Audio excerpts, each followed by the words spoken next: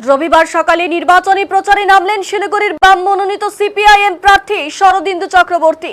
21 নম্বর ওয়ার্ডের রবীন্দ্র সংঘ ক্লাবের সামনে থেকে এদিনে প্রচার কর্মসূচির সূচনা করেন তিনি। দলীয় কর্মী সমর্থকদের সঙ্গে নিয়ে বাড়ি বাড়ি গিয়ে প্রচার চালান শরদিন্দু চক্রবর্তী। সাধারণ মানুষের সঙ্গে সরাসরি কথা বলে তাদের সমর্থন আদায়ের চেষ্টা করেন তিনি। প্রচারে বেরিয়ে সিপিআইএম প্রার্থী বলেন, গণতন্ত্রে ভোট কেনাবেচার কোনো স্থান নেই এবং বামেদের পক্ষেই 100% ভোট পড়বে বলে তাঁর দাবি। মানুষের কাছ থেকে ইতিবাচক সাড়া পাওয়া যাচ্ছে বলেও জানিয়েছেন তিনি। এই সাড়া দেখে জয়ের বিষয়ে তিনি যথেষ্ট আশাবাদী বলে মন্তব্য করেছেন তিনি।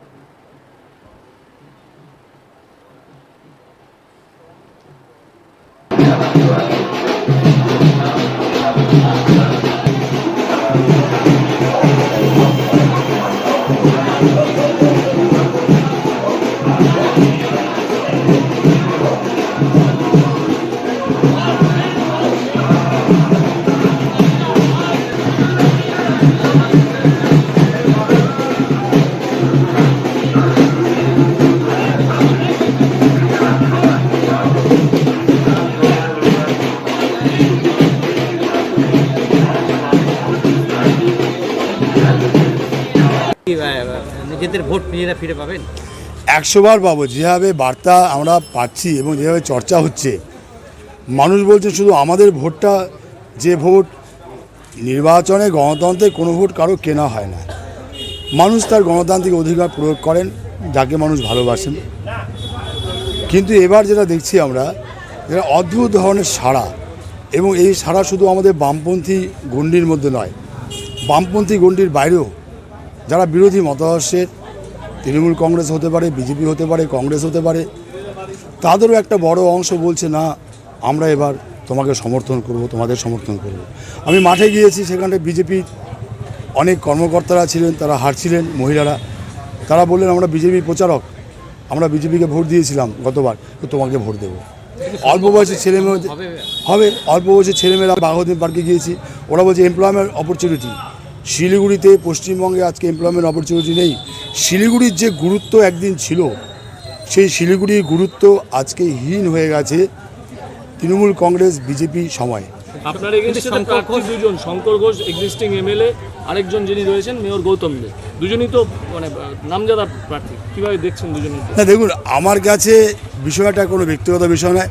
আমি একটা কথা বলছি, আমার কাছে হেভিওয়েট বাইরের কেউ নয়, কেউ নয়। যারা শিলিগুড়ির মাটি চেনেন, শিলিগুড়ির মানুষের কথা জানেন, শিলিগুড়ির মানুষ, শিলিগুড়ির ভোটার, তারাই আমার কাছে হেভিওয়েট। এবং এখানে দাঁড়িয়ে আমি তাই এই কথাই বলবো, আজকে যখন প্রচারে বেরিয়েছি সকালবেলায়, আমি দেখলাম যে বেশ কিছু অল্প বয়সী ছেলে মেয়ে তারা এনটিএস মোড়ে ছিল। তো আমাকে তারা বলছে যে আমরা একটা প্রোগ্রাম করতে চাই টিকিয়াপাড়া মাঠে, একটা খোলা মঞ্চে, যে দাদা তোমাকে ভোট দেওয়ার জন্য। আমি এখন তো পারমিশনের ব্যাপার আছে, পারমিশন পাওয়া যাবে না। একটা আবেগ আমি লক্ষ্য করছি। গতকাল 8 নম্বর 9 নম্বর ওয়ার্ডে একটা, আমরা বরাবরই জানি 8 নম্বর 9 নম্বর ওয়ার্ডে একটা ভালো কালকে পদযাত্রা হলো। কালকে সব জায়গাতেই, আমি সমস্ত জায়গাতে যাচ্ছি, মানুষের সমর্থন, তারা বলছেন আমরা এবার, একটা সময় ছিল না, what Bengal things today, India things tomorrow. কিন্তু আজকে পশ্চিমবঙ্গের মান কিন্তু অনেক নিচে নেমে গেছে। তৃণমূল কংগ্রেস একটা দুর্নীতির প্রতিষ্ঠানে পরিণত হয়েছে। বেকার যুবক যুবতীদের কর্মসংস্থান নেই। আজকে আক্রান্ত নারীদের নিরাপত্তা, মানুষের অধিকার আক্রান্ত।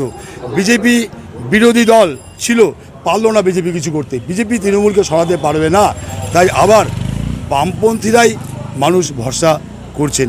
এবং শিলিগুড়ি সিটে আমরা জিতবো 100%। মানুষের মধ্যে এই চর্চা আজকে হচ্ছে। নিজেদের ভোট নিজেরা ফিরে পাবেন?